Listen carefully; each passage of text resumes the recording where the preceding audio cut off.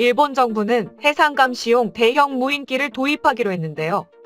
일본 마이니치 신문의 보도에 따르면 일본 해상보안청은 불법 조업 등 해상 범죄나 수상한 선박을 감시하는 대형 무인기 도입을 한다고 합니다. 중국 선박에 의한 위협이 커지면서 일본 인근 수역의 긴박한 전개에 대응하기 위한 조치라고 신문은 전했지만 군 전문가들은 독도 도발과 정찰을 위해 사용될 것으로 예상하고 있습니다. 일본이 도입하는 대형 무인기는 미국 제너럴 아토믹스의 시가디언입니다. 시가디언은 적외선 카메라와 해상 레이더가 장착돼 있고 약 35시간 동안 비행할 수 있어 유인기보다 연속 활용 시간이 긴데요. 그뿐만이 아닙니다. 또한 일본 정부는 호위함 등에 탑재할 대형 무인 헬기 20기를 도입할 계획입니다.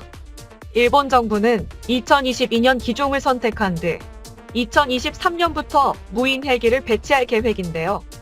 도입할 무인 헬기로는 미국제 헬리콥터형 무인기 MQ-80 파이어 스카우트가 유력시되고 있습니다. 미국 방산업체 노스럽 그루먼이 만든 것으로 길이 11.6m, 폭 2.7m 크기의 고도 5,000m에서 함선 등의 움직임을 탐지할 수 있습니다. 우리 군도 일본에 뒤처지지 않도록 전장에서 드론을 적극적으로 활용하고 있는데요. 방산업계의 새로운 트렌드는 인간과 로봇이 한 팀으로 싸우는 유무인 복합운용체계 멈티라고 할 수 있습니다.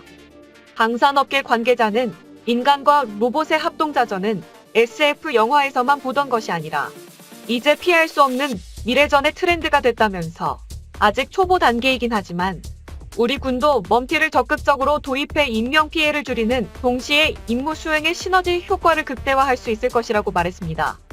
유인 헬기에 탑승한 조종사가 무인기를 발사하면 무인기는 지시된 임무에 따라 적군 위협지역 상공에서 정보를 수집한 뒤 작전 지휘소에 알립니다. 이 같은 합동작전을 통해 탐색 및 구조는 물론 지상부대 없이도 내장된 탄두를 이용한 자폭 공격 등을 수행하는데요.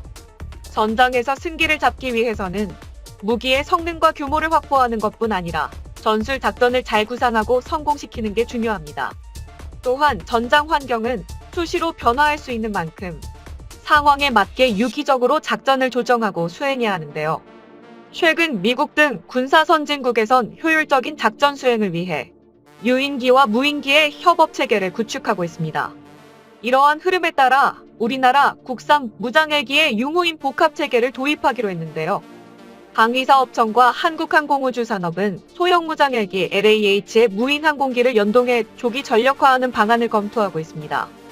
이 사업에 이스라엘이 힘을 보태기로 해 예상보다 빨리 실현될 전망입니다.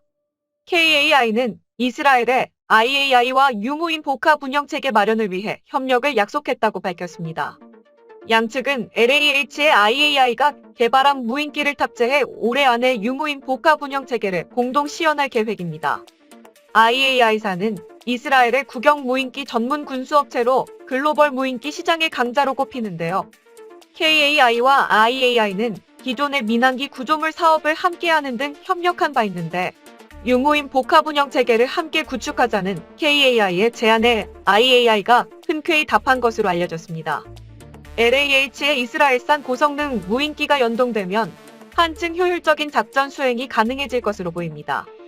헬기가 무인기를 싣고 다니다가 작전 지역에서 무인기를 출동시키면 무인기가 돌아다니면서 적의 위치, 동향 등 전투의 승패를 결정하는 전장의 정보를 확인하고 그 정보를 헬기로 전송하는 구조입니다. 직접 정찰기를 띄울 때 보다 신속하게 방대한 정보를 수집할 수 있고 작전 반경이 확대되는 장점이 있습니다. 특히 LAH는 위험 임무 수행 지역에 지상부대와 유인헬기가 투입되기 전 출동해 정찰, 교란, 공격 임무를 수행하는데요. 무인기가 연계되면 전장의 생존성을 향상하는데 큰 역할을 할 것으로 보입니다. 유무인 복합 운영 체계의 구상을 살펴보면 우선 무인기가 전송한 정보는 LAH에 탑승한 무인기 통제사에게 전송됩니다.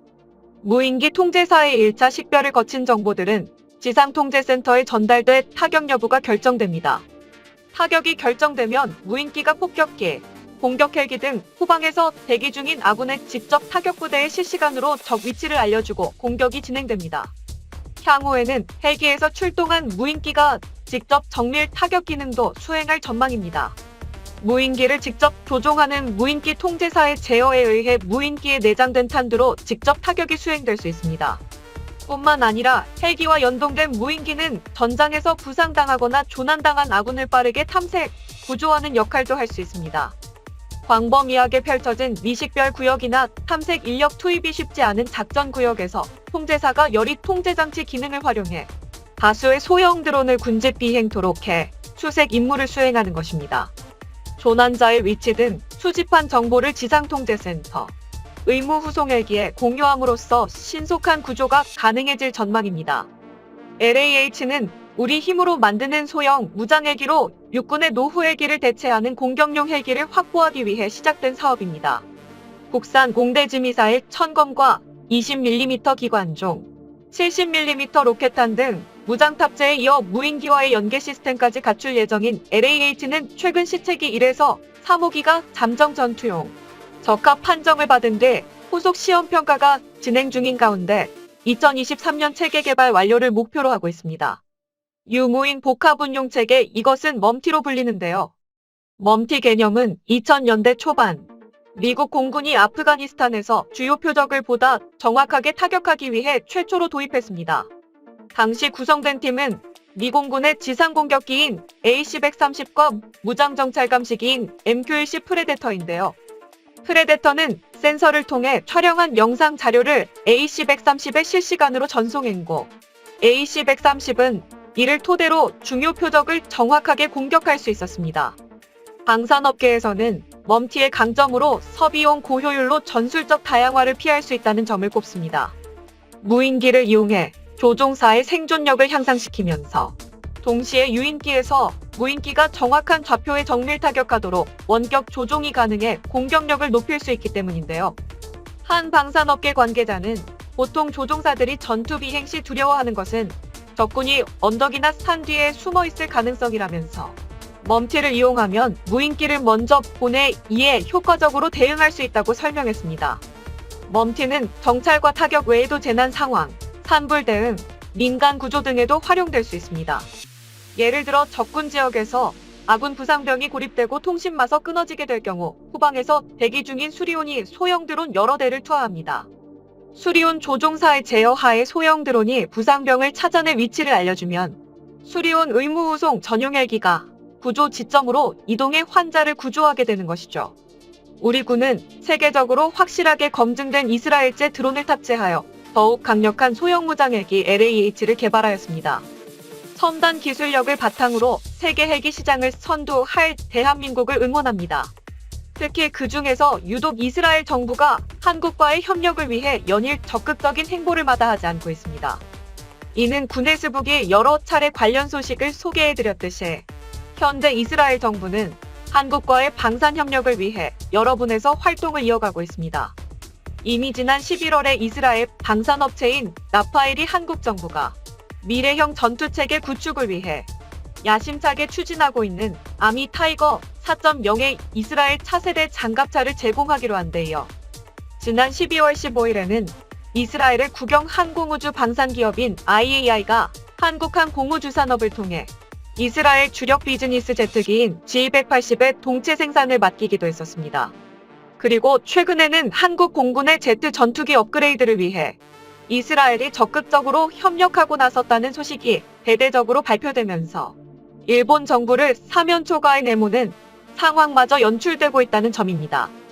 이는 재작년 2월 이스라엘 방산기업인 LB 시스템즈가 한국의 차세대 전투기인 KF-X의 자동 지형 추적 솔루션을 제공하기로 한데 이어 이스라엘이 또다시 한국 공군의 전력 증강을 위해 대대적인 협력을 추진하고 나섰다는 것입니다. 특히 지난 12월 5일부터 이스라엘의 주요 매체들은 관련 소식을 일제히 대서특필하고 나섰는데요.